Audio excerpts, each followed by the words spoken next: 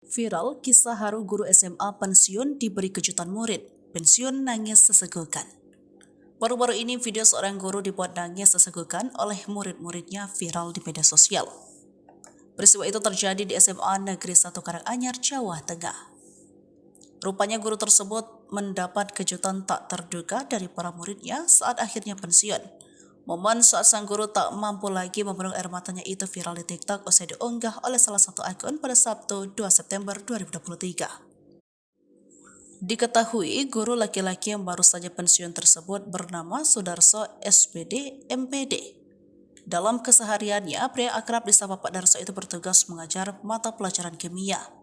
Saat acara perpisahan, Pak Darsono mendapat kejutan dari satu sekolah. Dibawa keluar kantor dengan kondisi mata yang ditutup, Pak Darsono disambut seluruh murid yang berdiri di depan kelas. Para murid tersebut lantas menyanyikan lagu himne guru yang membuat Pak Darsono akhirnya menitikkan air matanya. Para murid yang pernah diajari oleh Pak Darso bahkan sudah menyiapkan karangan bunga dan baliho bertuliskan ucapan terima kasih. Tampak Pak Darso sesekali mengusap air mata sembari dipeluk oleh sesama rekan guru.